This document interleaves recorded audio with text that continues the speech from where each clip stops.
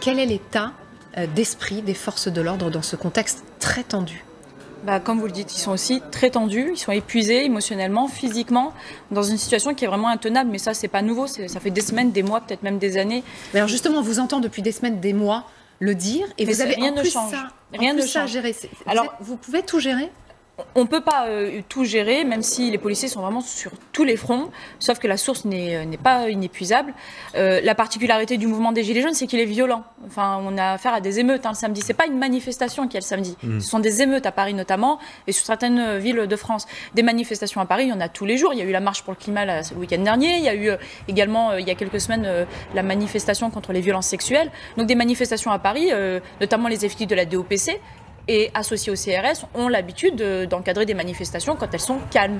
Le problème, c'est que là, on a affaire à des émeutes. Et en réalité, tous les samedis, ce ne sont pas des manifestations auxquelles ont affaire les policiers, mais à des émeutes.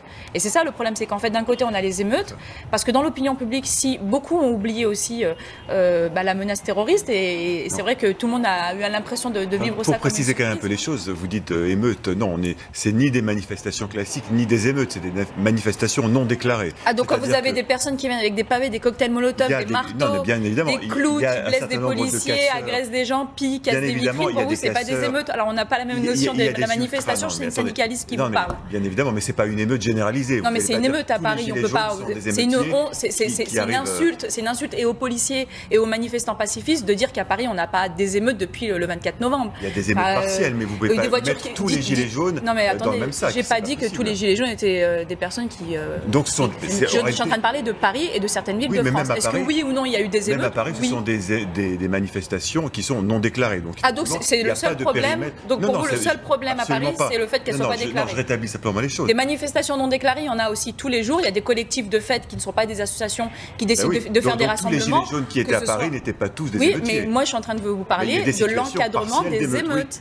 Enfin, c'est ça en fait, c'est que vous n'êtes pas cohérente. C'est-à-dire que si c'était qu'une problème de déclaration, je vous rassure, des rassemblements non déclarés, il y en a tous les jours. Je vous invite à les places de la République.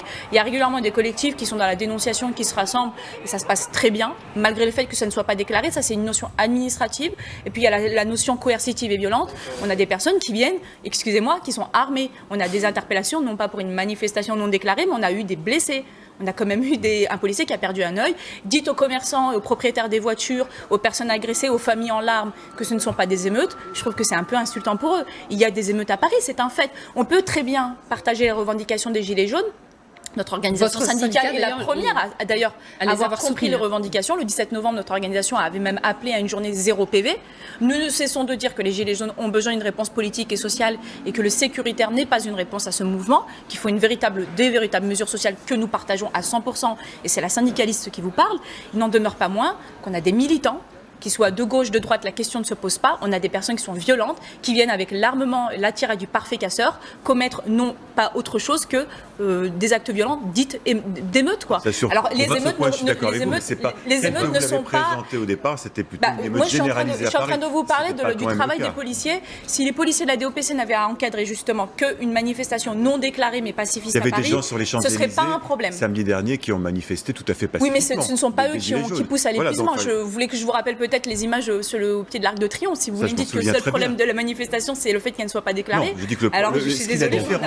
Ce qui la différencie d'une manifestation traditionnelle, c'est qu'effectivement, le problème pour la police, c'est qu'il n'y a pas d'encadrement. Ah non, c'est parce que la manifestation n'est pas déclarée. C'est là où vous vous trompez. Pour les collègues de terrain, le problème, c'est pas qu'elle soit déclarée ou pas. C'est la manière dont elle se passe. Et elle se passe avec violence. Le Premier ministre a annoncé le renfort de l'armée. Vous en pensez quoi? C'était devenu nécessaire? C'est devenu nécessaire? C'est devenu malheureusement habituel et nécessaire depuis notamment, on va dire, l'affaire Mera.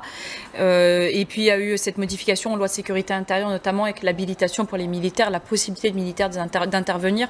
On a tous le souvenir, on en a parlé, en tout cas ça avait fait polémique, de cette histoire où pendant l'assaut au Bataclan, en effet, les militaires n'avaient pas pu ni intervenir, ni remettre leurs fusils d'assaut aux policiers qui, eux, en étaient démunis. Donc voilà, la nécessité d'avoir des sentinelles renforcées, on a vu finalement l'utilité, et plus qu'une utilité, avec cette affaire à Strasbourg. Et puis, globalement, comme je vous disais tout à l'heure, l'heure, la source policière n'est pas inépuisable, sauf que là, on est vraiment arrivé à bout. Tous les fonctionnaires de police ont été rappelés sur leur congé, vraiment tous.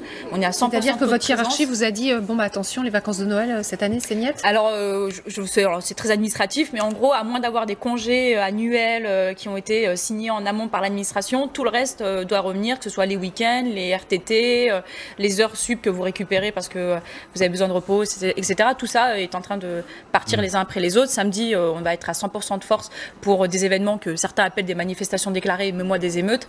Donc du coup, voilà, c'est tout ça réuni, sachant que malheureusement la menace terroriste, nous on avait conscience qu'elle n'avait pas baissé, même si dans l'opinion publique, c'est vrai que voilà, on avait plutôt tendance, et notamment avec les mouvements sociaux récents, à oublier un peu la menace terroriste. Et puis on se rend compte que oui, la présence des militaires, elle est impérative et nécessaire. Alors là, on est en situation de crise. Hein. Il y a eu la relève de la vigilance, donc alerte attentat. C'est une alerte qui ne peut pas durer. Hein. C'est pas comme un état d'urgence. Oui, c'est limité dans le temps. Voilà, c'est limité dans le temps à la situation de crise. Donc il faut voir, en fait, après, on est sur la période des fêtes et on sait que malheureusement, les terroristes ont aussi un attrait particulier pour s'attaquer à des moments de festivité, des symboliques peut-être de la chrétienté. C'est tout un débat. En réalité, il y a un problème dans l'administration pénitentiaire. La prison ne répond pas à la nécessité de réinsertion. 60% de taux de récidive des personnes emprisonnées, c'est un fait. C'est pas parce que la prison est mal faite, et c'est vrai, elle est mal faite, elle ne réinsère pas, elle n'a pas les moyens, les surveillants pénitentiaires. On a aujourd'hui FO pénitentiaire qui nous dit on n'a pas suffisamment d'agents pénitentiaires, on n'a pas suffisamment de personnes aussi, d'acteurs sociaux au sein des prisons pour pouvoir permettre la réinsertion future. On n'a pas assez, on parle des locaux constamment, de tout ce système en fait qui est nécessaire pour permettre la réinsertion. Ça c'est un fait. Mais est-ce que parce que les prisons sont mal faites, il faut laisser les personnes en liberté? Retrouvez toute notre actualité sur videopolice.com, la chaîne YouTube d'Unité SGP Police.